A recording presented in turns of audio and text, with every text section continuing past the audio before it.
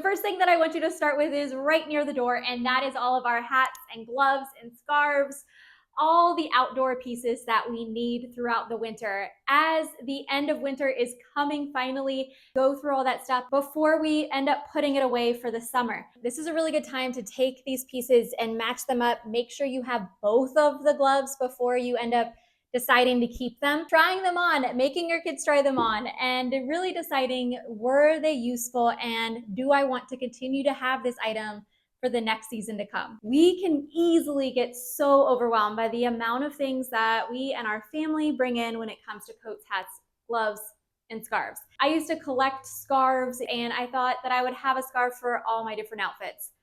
Little did I know that I didn't really even like scarves. I don't really like anything around my neck. So what was I thinking, right? As we're thinking about decluttering our jackets, I want you to think about, did I enjoy wearing this? Did I really get my 30 wears out of this item? I heard once that when it comes to clothing, you need to wear it at least 30 times in order to get the value from it. When it comes to coats and jackets, we have even less time to wear those items. It's only very seasonal. So are you getting your 30 wears out of it? Is it something you grab every day? Or is it just that spare jacket? For me, I always used to go back to getting a jean jacket over and over again, and yet I don't like the way they feel. And so it became that closet decor that I never reached to, but it felt good to have it just in case. And so this winter is a great time to tackle that area. One thing I've decluttered and I'll never go back to is having a ton of purses and bags. I was definitely that bag lady who loved to get a new purse. In the 1930s, 40s, and 50s, women usually only had between 1 to 3 purses. And so they were extremely resourceful and useful items, like they're supposed to be, right? With that in mind, I got rid of all of my excess bags that I really wasn't using, and I thought, is this bag going to be useful for exactly what I need and have multiple uses? I bought this one bag from the thrift store. It's Madewell brand, and it has the pockets that I need, and it's the perfect size to not be overwhelming. And recently my mom actually gave me one of her old small bags, because usually all I need is keys, chapstick, and my phone, and I'm a pretty happy person. But that totally depends on your lifestyle. If you have a ton of extras, breaking it down to a few categories, I guarantee you that you could probably get rid of 2 or 3 purses today and not even notice that they're gone by the end of the week. One of the hardest things for me to get rid of is storage containers. Those baskets and boxes that we've been hanging on to for a long time, maybe you've had them for years, and we keep trying them in different places of our home, and yet they're still not working. I recently had this experience when I finally decided that I was going to work on the storage solution underneath my sink. It had not been working for a while, and I put in this new storage unit and I took out the baskets, but I didn't immediately want to get rid of them. Anyone else ever feel like that?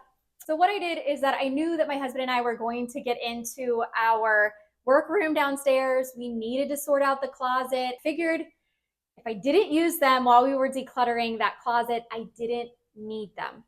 And that doesn't mean, this is very important, that doesn't mean they're not useful items and could have possibly in the universe another solution. But it doesn't always mean that we have the threshold, the bandwidth, the time, energy, patience to find that solution. It might be useful, but you don't need it. So this is the workroom that sometimes is the bane of my existence, even after 6 years. But it's often where things just get dropped before they find a real home. It is where my husband keeps a lot of tools, paint, all the random shenanigans that you need for your house, but you don't like looking at them. That's a lot of the stuff that's in our workroom. One thing that we did get through yesterday was looking at all of our cords. And the solution that I came up with was that if I had a cord, one, I had to find out what it went to. If I couldn't find where it went to, it had to go. And the other thing was that even if I knew where it went to, I found multiple of the same cords, right? We end up with 5 or 6 phone cords by the end of our phone's life. And we really only use maybe 2. So I had to make the decision, if I haven't used it in the past, well, it's been sitting in the closet for a while, then I don't actually need it. I have other ones that I've been using. We also have cords like electrical cords, chargers. I mean, the list could go on forever. One thing that I did end up changing is I put a label on the plastic bag. Instead of just throwing all the cords back in the box and then having to go through and figure out where they went again, I also really like to think about the minimalist rule, the 2020 rule, when I'm thinking about things like remotes and cords and chargers. Can you replace this cord for $20 or less? Yes, cords fall into that category, at least most of them. And then, can you replace this item within 20 minutes? Keep remembering that minimalist rule, and it will actually help relieve some of the stress of what if I was to lose this phone cord? It's replaceable. This might sound kind of silly, but I came up with this rule and it's really helped me. So I'm going to see if it can help any of you guys, but it's called the Scissor Rule. And basically, it was through my frustration of constantly losing where my scissors are that I decided, how many hands do I have? I only have two. How many pairs of scissors could I possibly hold if I was cutting something with both hands? Just two. So why do I need more than that? I couldn't possibly even use more than that at one time. And so that rule has really worked for me and my family, at least. And we have one downstairs in the kitchen where I have that new organizational thing I was just showing you. And then the other pair goes in my daughter's room where she does all of her craft stuff. But having only two has allowed me to create like a pattern in my brain. It seems so minute and silly to count the amount of scissors you have, but I'm telling you, it's been game changer. A lot of us don't have our own homes where we live by ourselves. So therefore, a key thing to think about as you're decluttering is to declutter a space into your life just for you. That doesn't have to be a whole room. It could be a corner or a desk. Why is this important? I was recently reading a blog called Mom Evolution, and she had an article that really hit home. She talked about how when she was having a child, she would start to lose pieces of herself. And she started to realize that as their things were taking over her home and your husband's things or your wife's things are taking over your home, you're losing more and more of a space where you can find yourself, where you can fill up your own bucket. And so today, as you are decluttering, I really want you to pay attention to the fact that if you don't have any place in your home for yourself, it may be a big reason why you are still feeling overwhelmed and cluttered in your home. Moms who feel like they live in a cluttered home have more anxiety and stress and overwhelm than moms who speak about their home in a positive way, that my home is manageable, that I can take care of it myself. Those kind of moms feel more empowered and more confident. And isn't that what we want to be anyway? I wanted this living room right here to feel like me. I decided in this one space there was not going to be any toy storage. So therefore, yes, this room often has toys in it and is played in and we have fun.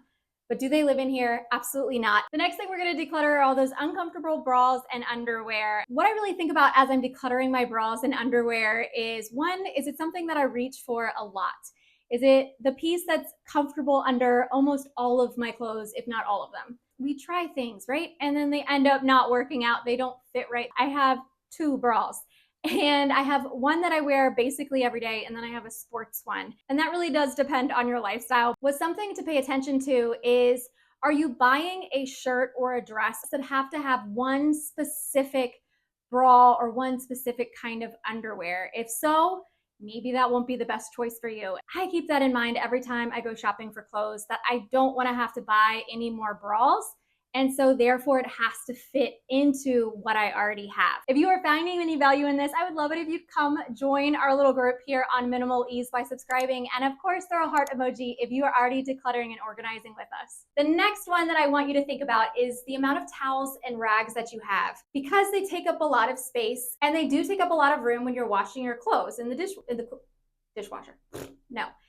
And so being cognizant of how many you're keeping and decluttering the ones that are excess will make a big impact on your bathroom closet. What works for me and my family is that we have each one basic towel that we use all the time in the shower, and then we have two extra ones that can either be beach towels, or they can just be a spill towel, or they can be the towels if we have a guest. But it has been an experiment, so try it out. See if you can live with less. Take your extras and put them in a separate room. and see if it works for you, and you can let me know. This next one, I will admit, was a slow go process for me, so no rush. But something to think about for all my plant mamas is to pick out your favorites. As I was on my decluttering journey, I realized that I could let go of a lot of things. Like the buildup of the decluttering felt really good, and the living with more space was amazing, but it was really hard for me to give up my plants. And so what I ended up doing is slowly just taking away a few at a time and seeing if it made my life easier. Also deciding, was this a plant that I enjoyed cleaning? And if my answer wasn't an overjoyed immediate yes, then I knew that it was probably edging towards my threshold. One of the amazing things about plants is that most people, not everyone, but most people do appreciate a plant. So if you were to go to your friends or family and say, hey, I'm getting rid of this beautiful snake plant, a lot of people would say, yeah, that's cool. I'd love that. So we're getting into some of the harder things that I've had to declutter over the years. And that is decor. And they may have gone from home to home to home, and you just don't know if you can let them go. Something that really helped me was when I was listening to one of the minimalist ideas, which they did a boxing party, and I did something similar to it. I took everything off of the shelves and I lived with it for, I think, about a week or two. And it gave me a really good perspective of why I was keeping these things. Did I really miss them? Did I really miss having to clean them? Did I really want to look at it again and have it back? If the answer was yes, great. Then I just took it back out, didn't go anywhere. But if I didn't think about it or didn't want to clean it, then I knew the answer was no. It really helped me make some quick decisions about decor.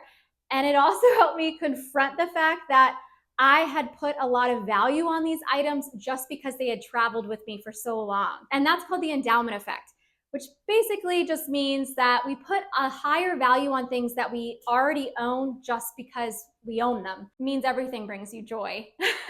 So having those things out of this room and out of this space helped to almost like realign some nerves in my brain. No, I don't really enjoy this. I just value it because it was already here. This next one was an evolution, and that is to declutter the things that we have gotten for free or that were cheap, and we took them because either necessity or we just felt like we were getting such a great deal. If you are a thrifty person like myself, then you probably have the same story, and your house is probably filled with a lot of things that you could remember picking up on the side of the road, or what, I have tons of stories like this, right?